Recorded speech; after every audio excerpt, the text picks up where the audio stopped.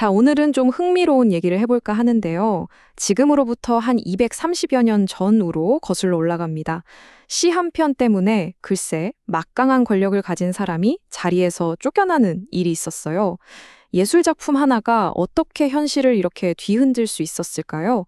오늘 그 극적인 이야기 속으로 한번 들어가 보시죠. 바로 이 구절입니다. 한 사람의 호사가 몇 사람의 난리되고 1792년에 쓰인 이름 모를 시의 한 구절인데요. 이 짧은 문장이 당시 부패한 권력을 향한 정말 날카로운 고발장이 됐습니다. 아니, 근데 어떻게 이름도 없는 시 한 편이 한 지방에서 제일 높은 사람을 끌어내릴 수 있었을까요? 정말 신기하지 않나요? 그냥 종이 위에 쓰인 글자가 어떻게 현실에서 진짜 칼보다 더 무서운 힘을 갖게 됐는지 지금부터 그 비밀을 하나씩 파헤쳐보겠습니다. 자, 이 이야기의 시작은요. 새로 부임한 전라감사 정민씨라는 인물이 전라도에 도착하면서부터입니다. 공식적인 목적은 지방 순시였죠. 그런데 말이죠. 이 순시가 금방 변질돼요. 겉으로는 백성들 사는 모습을 살핀다고 했지만 실상은 뭐였냐? 모든 사람의 피와 땀을 대가로 한 오직 한 사람만을 위한 아주 호화로운 파티였던 겁니다. 이 잔치를 위해서 무슨 짓까지 했는지 보면 정말 기가 막힙니다.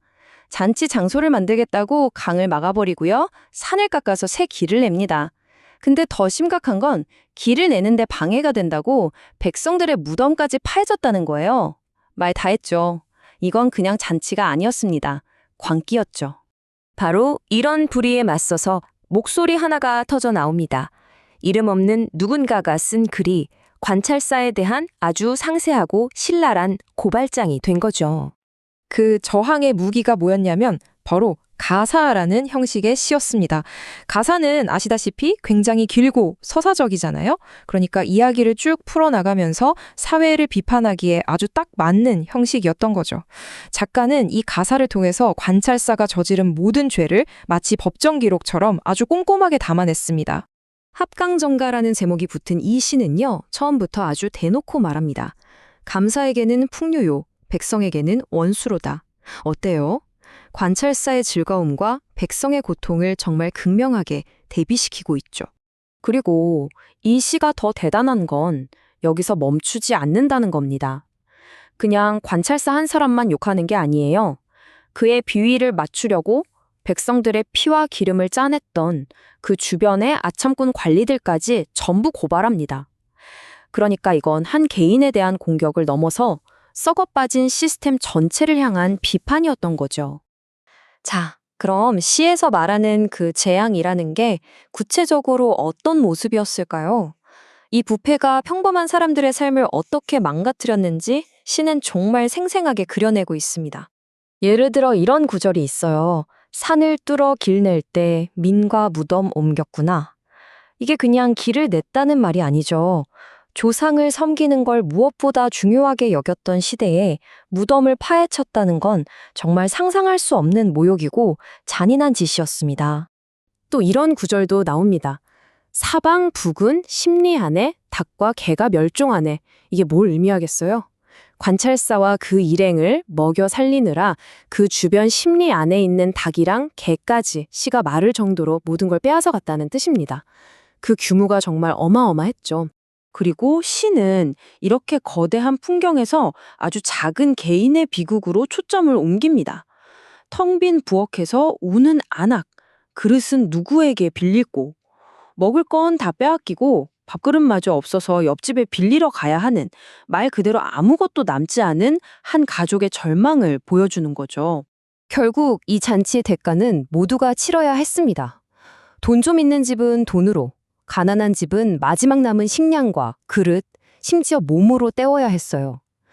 이 착취에서 벗어날 수 있는 사람은 아무도 없었습니다. 자, 그런데 여기까지 들으면 그래, 시가 참 절절하네. 근데 그래서 뭐? 싶으실 수도 있어요. 그냥 시 한 편으로 어떻게 현실에서 권력을 무너뜨릴 수 있었을까요? 이 시는요, 정말 믿을 수 없는 여정을 떠나게 됩니다. 처음엔 전라도 사람들 사이에서 조용히 퍼져나가다가 누군가가 이걸 수도 한복판, 숭례문에 떡하니 붙여넣습니다. 그리고 이게 결국 당시 임금이었던 정조의 귀에까지 들어가게 된 거죠. 그 결과는 정말 놀라울 정도로 빨랐습니다. 9월 23일에 그 난리법석을 떨며 잔치를 열었는데 10월에 시가 퍼지기 시작해서 11월에는 임금귀에 들어가고 바로 감사가 파면됩니다. 시 한 편이 세상을 바꾸는데 불과 한두 달밖에 걸리지 않은 거예요. 그럼 대체 이 대단한 시를 쓴 사람은 누구였을까요? 안타깝게도 이름은 전해지지 않습니다. 다만 추측은 가능하죠. 글을 쓸 줄 아는 걸 보니 지식인 계층, 즉 사족이었을 테고, 백성들의 고통을 이렇게나 생생하게 묘사한 걸 보면 아마 권력 중심에서는 좀 비켜나 있던 하층 사족이 아니었을까 그렇게 보고 있습니다. 시는 이렇게 끝을 맺습니다. 의로운 선비 하나 없단 말인가? 이건 그냥 한탄이 아니에요. 이 모든 걸 보고도 침묵하고 있던 지식인 사회 전체를 향한 질책이죠. 그렇기 때문에 홀로 펜을 든 이 익명의 작가의 행동이 더욱더 영웅적으로 느껴지는 겁니다. 결국 이 합강정가 사건이 우리에게 보여주는 건 아주 명확합니다. 예술이 그냥 감상하고 즐기는 대상에만 머무르는 게 아니라는 거죠.